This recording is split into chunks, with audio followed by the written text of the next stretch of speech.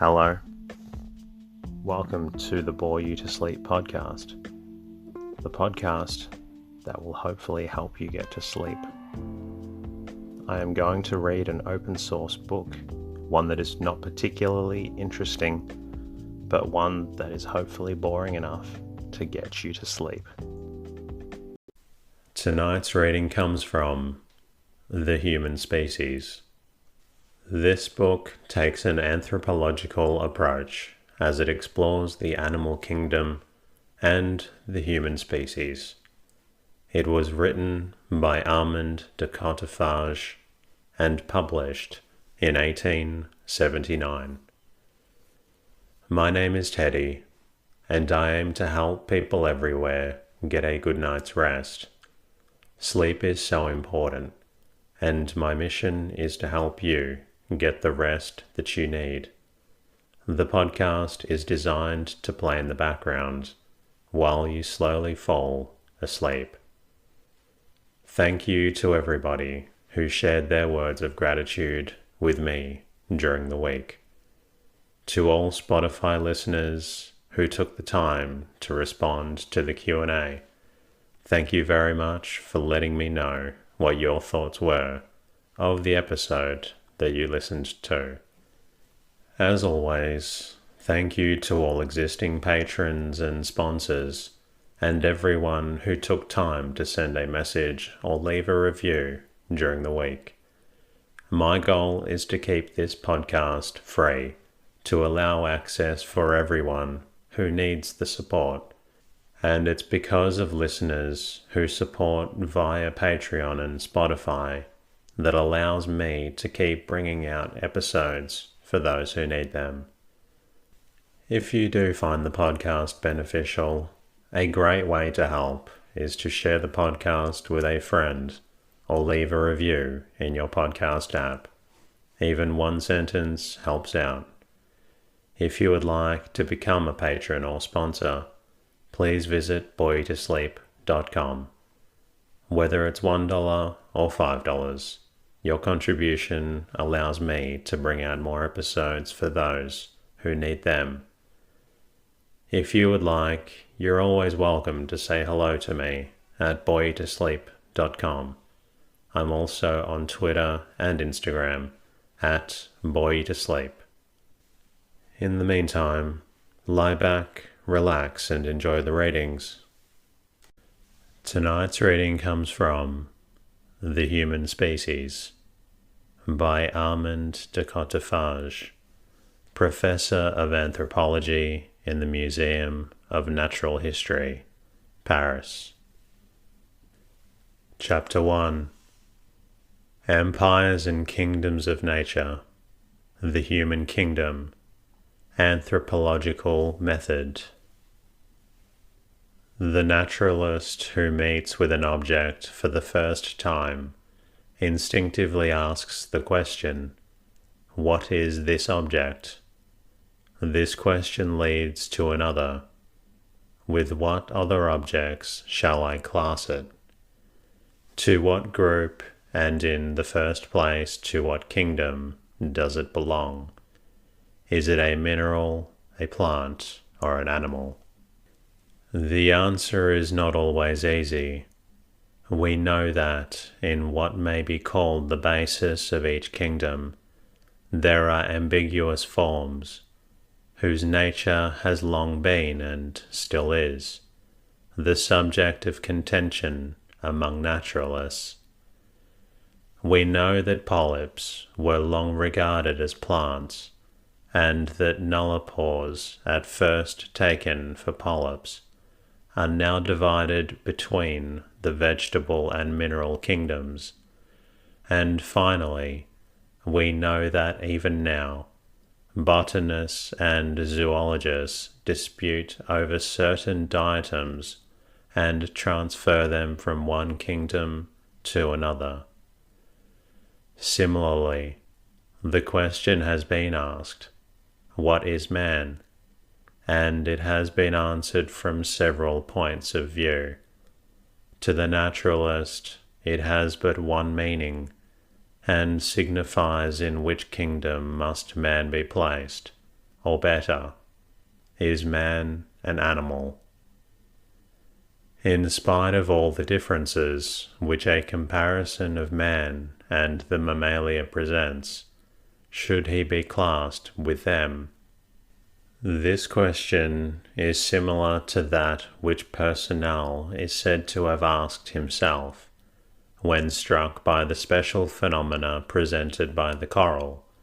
He asked himself whether the object before him was a vegetable.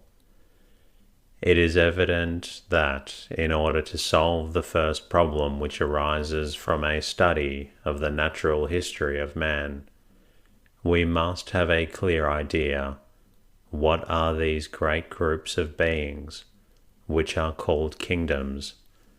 We must give an account of the characters which distinguish and separate them from each other, and then of their true scientific meaning.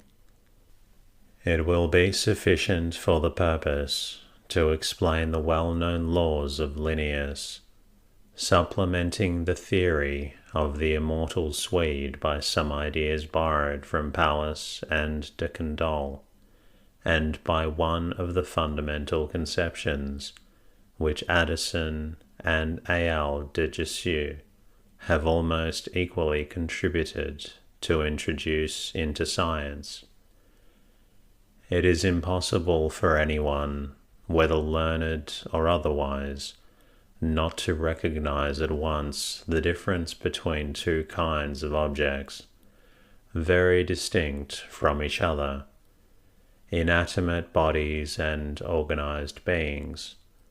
These are the two groups into which Pallas has divided kingdoms, under the name of empires.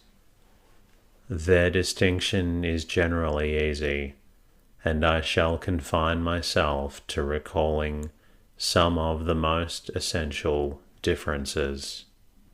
Inanimate bodies, when placed under favorable circumstances, last for an indefinite time, neither taking nor giving anything to the surrounding world. Organized beings, under whatever conditions they are placed, only last for a fixed period of time, and during this existence undergo every moment losses of substance, which they repair by means of materials taken from without.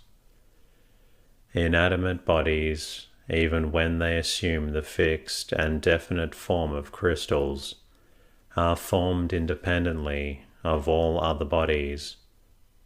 They have from them their commencement fixed forms, and increase simply by superposition of new layers. Every organized being is connected either directly or indirectly with a similar being, in the interior of which it first appeared in the form of a germ, then grew and acquired its definite form by intussusception. In other words, filiation, nutrition, birth, and death are so many characteristics of the organized being, of which no trace is found in inanimate bodies. I agree with Pallas in making inanimate bodies compose the inorganic empire, and organized beings the organic empire. I must here make an observation, the importance of which will be easily understood. The existence of the two groups, which have been recognized by the good sense of the general public, as well as by the science of Pallas, is a fact absolutely independent of all hypothesis. Whatever explanation we may propose to account for the differential phenomena which distinguish them, these phenomena will not the less exist. The inanimate body will never be an organized being. To attempt, under any pretext whatever, to reconcile or confound these two kinds of objects with each other is to go in direct opposition to all the progress made for more than a century, and especially during the last few years, in physics, chemistry, and physiology. It is inexplicable to me that some men whose merits I otherwise acknowledge should have recently again compared crystals to the simplest living forms, to the sarcodic organisms as they were called by Dujardin, who discovered them and was first to give a comprehensive theory of them from minute observations. A change of name is useless. The things remain the same. The protoplasm has the same properties as sarcode. The animals, whose entire substance they seem to form, have not altered their nature. Whether Monera or amoeba, these forms are the antipodes of the crystal from every viewpoint. A crystal, as M. Norden has well remarked, closely resembles one of those regular piles of shot which may be seen in every arsenal. It only increases from the exterior, as the pile is increased when the soldier adds a fresh layer of shot. Its molecules are just as immovable as the balls of iron. It is exactly the contrary with the organized being, and the simpler its composition, the greater the contrast. The small size of the moneron and the amoeba prevents, it is true, certain observations. I appeal, however, to all those naturalists who have studied certain marine sponges in a living state. They must, like myself, have remarked the strange activity of the vital whirlpool in the semi-sarcodic substance which surrounds their siliceous or horny skeleton.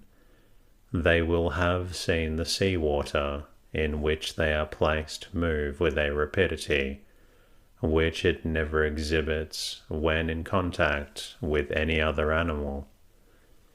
The reason is that, in the organized being, the repose of the crystal is replaced by an incessant movement, that instead of remaining immovable and unalterable, the molecules are unceasingly undergoing transformation, changing their composition, producing fresh substances, retaining some and rejecting others. Far from resembling a pile of shot, the organized being may much rather be compared to the combination of a number of physio-chemical apparatus, constantly in action to burn or reduce materials, borrowed from without, and ever making use of their own substance for its incessant renewal. In other words, in the crystal once formed, the forces remain in a state of stable equilibrium, which is only interrupted by the influence of exterior causes. Hence the possibility of its indefinite continuance without any change either of its form or of its properties. In the organized being, the equilibrium is unstable, or rather there is no equilibrium properly so called. Every moment the organized being expends as much force as matter, and owes its continuance solely to the balance of the gain and loss. Hence the possibility of a modification of its properties and form without its ceasing to exist.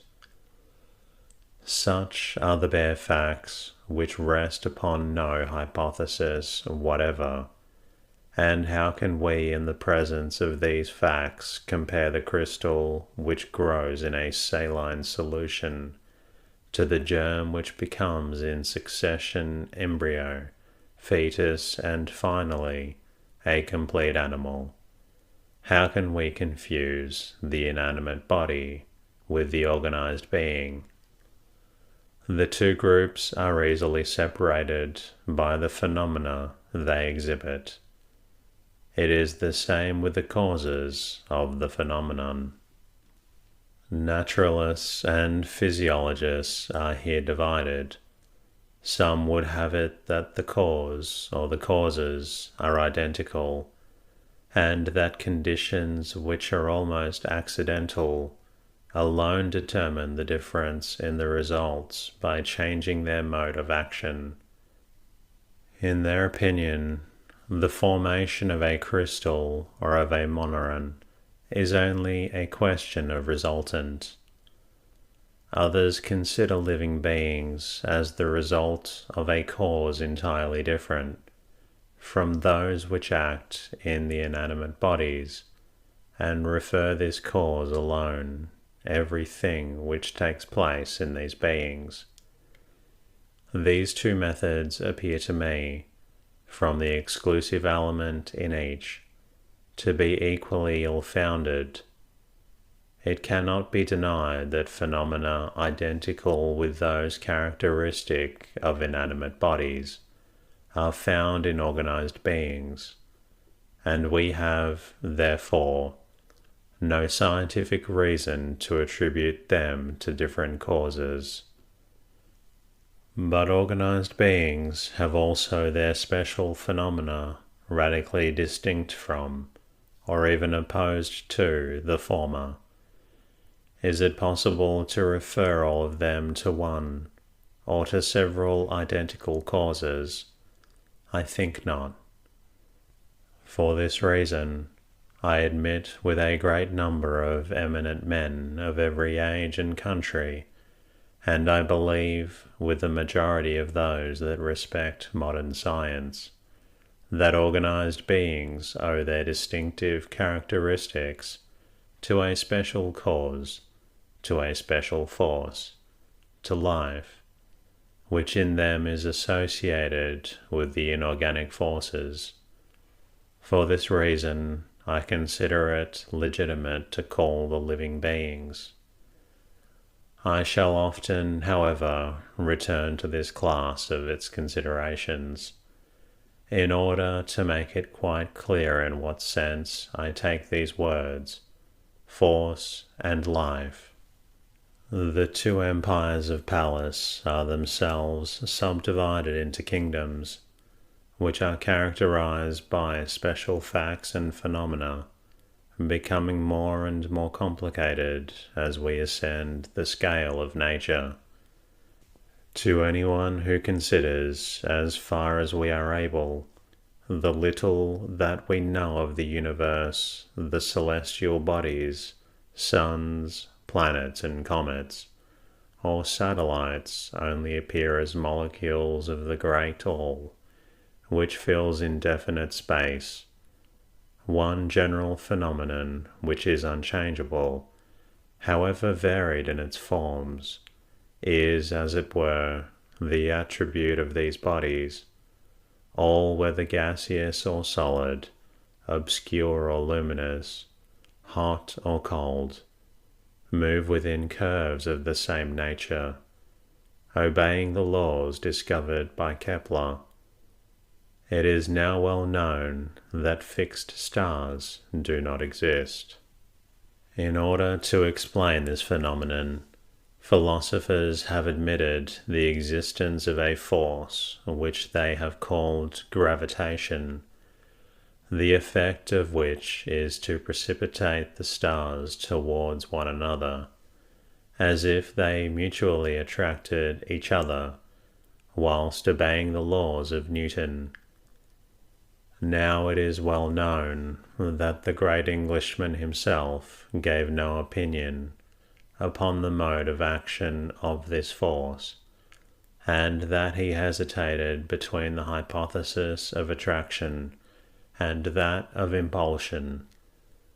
The first should prevail, as being more in accordance with the immediate results of observation, but the second also has had serious partisans, among whom I will only mention me de Tesson. Thus Newton, in spite of all his genius, cannot tell us what was the cause of the movement of the stars. He was not even able to determine the immediate mode of action of this cause, and yet there is not a scientific term more universally received than that of gravitation. There is not a case in which the expression force is more generally accepted. The reason of this, that in the presence of general facts and groups of phenomena, it is necessary to make use of terms as simple as possible.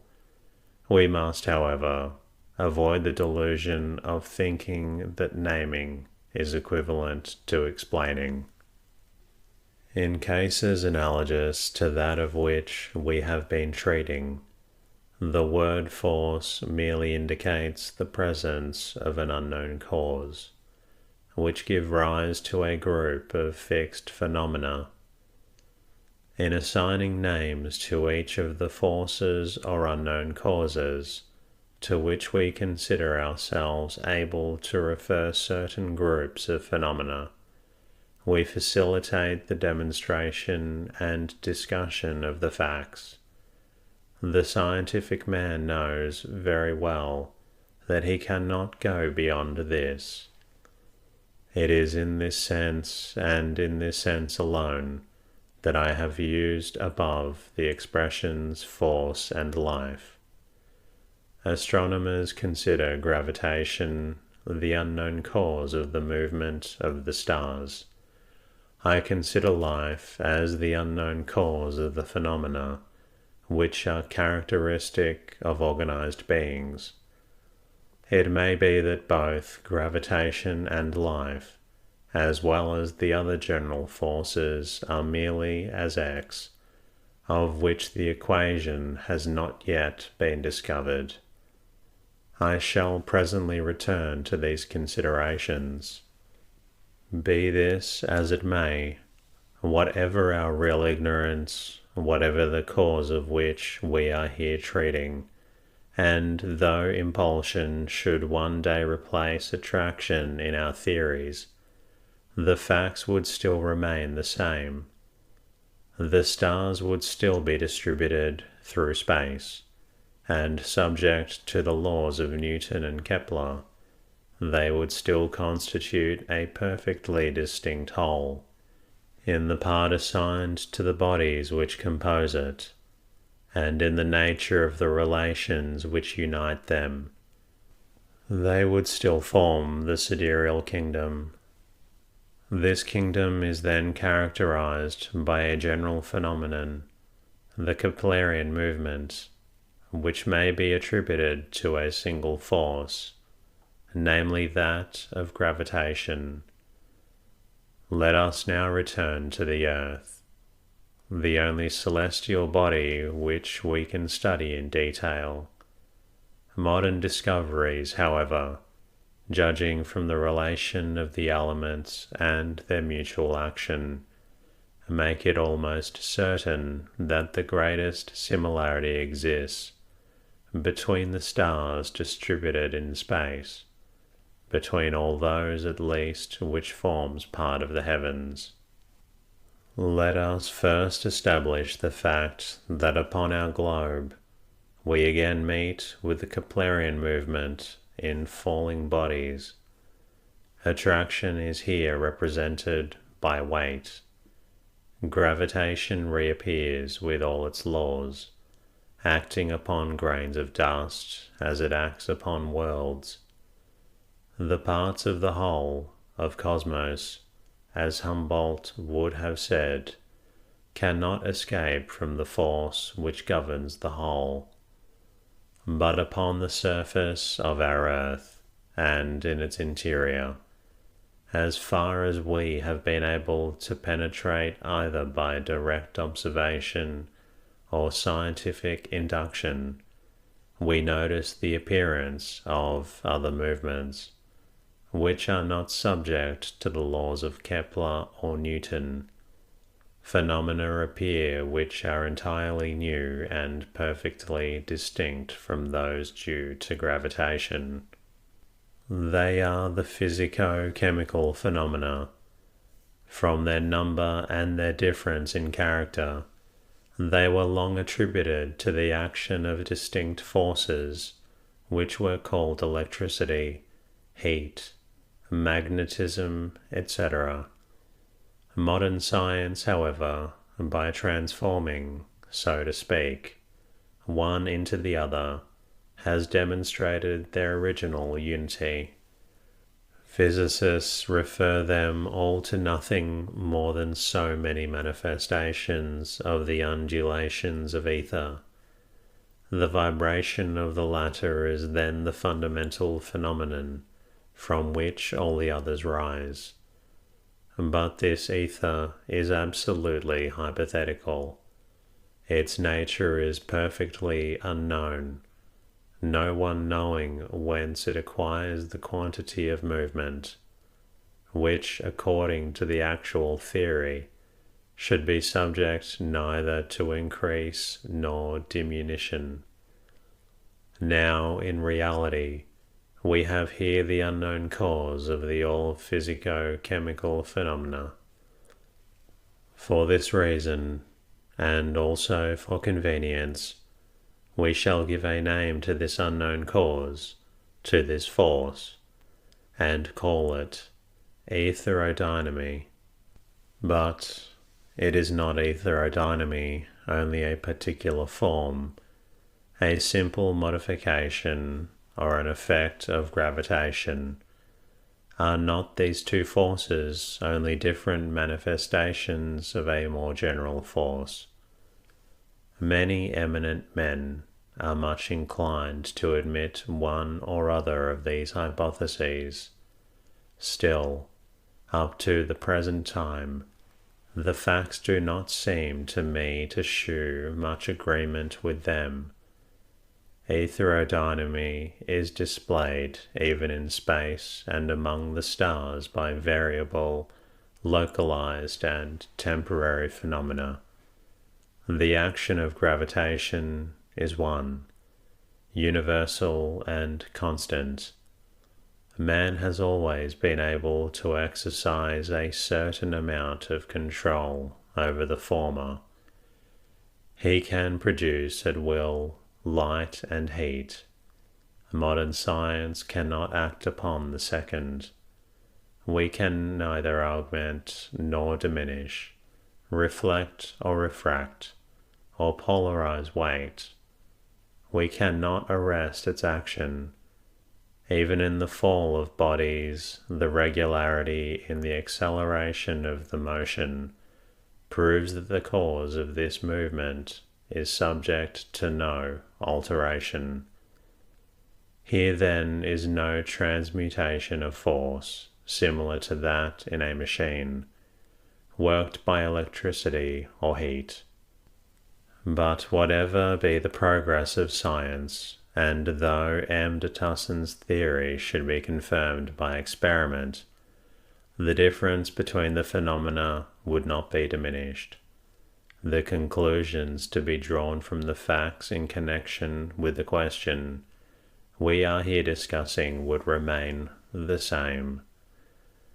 It is scarcely necessary to remark that the physico-chemical phenomena produced by aetherodynamy can act upon masses or be exclusively molecular. They are in all cases similar to those which depend upon gravitation. They are subject to invariable laws, and are always repeated in a similar manner when produced under similar circumstances. No antagonism, it is true, exists between gravitation and aetherodynamy. It is no less true that the action of the first is always disturbed in a peculiar manner by that of the second, and that in some phenomena it seems as if the latter would neutralize the former. This fact is most strikingly shown in some of the commonest experiments in physics. The gold leaves of the electroscope separate. The pith balls are attracted towards electrified bodies in spite of their weight, and are repelled with a rapidity greater than that which would result merely from their own weight. And yet these bodies have no more ceased to possess weight than those masses of iron, raised by the powerful magnets of German heterodynamy. In these two cases merely overcame gravitation, and either modified or imitated its action. Those terrestrial bodies which present no other phenomena than those which can be referred to either gravitation or heterodynamy have, since the time of Linnaeus, been termed inanimate bodies. Together they constitute the mineral kingdom.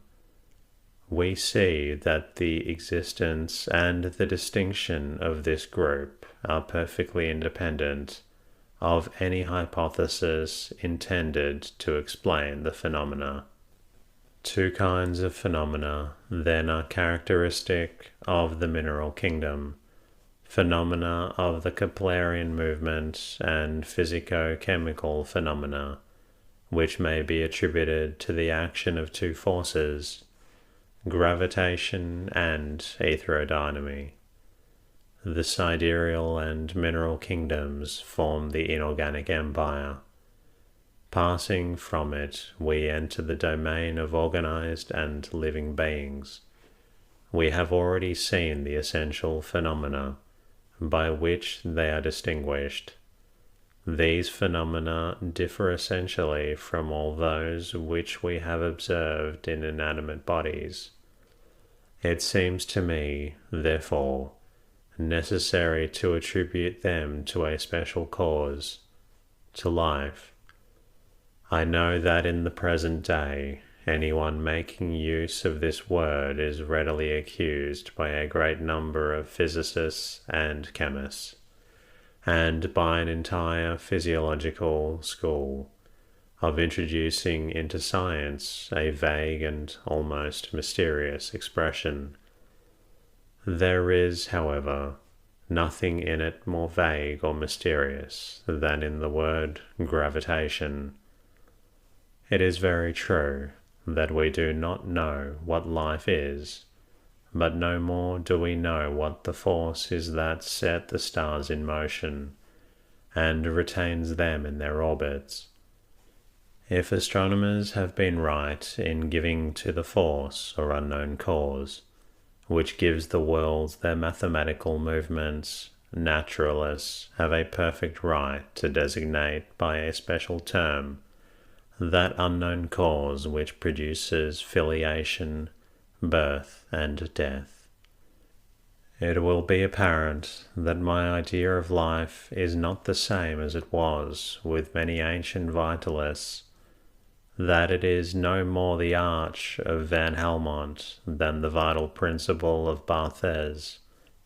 Its function appears to me something very different to that attributed to by most of our predecessors, and which is still attributed to by some physiologists. Far from merely animating the organs, it is closely associated with the forces of which we have already spoken. Living beings are heavy, and therefore subject to gravitation. They are the seat of numerous and various physico-chemical phenomena, which are indispensable to their existence and which must be referred to the action of heterodynamy. But these phenomena are here manifested under the influence of another force. It is for this reason that the results of these phenomena are often quite different to those in inanimate bodies, and that living beings have their special products. Life is not antagonistic to the inanimate forces, but it governs and rules their actions by its laws. Therefore, it makes them produce tissues, organs, and individuals instead of crystals. It organizes germs and maintains through space and time, in spite of most complex metamorphoses, that unity of definite living forms, which we call species. And that concludes tonight's readings.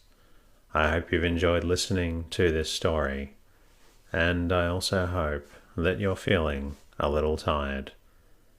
If you're not quite tired yet, please feel free to listen to another episode of the Bore You to Sleep podcast. Until next time,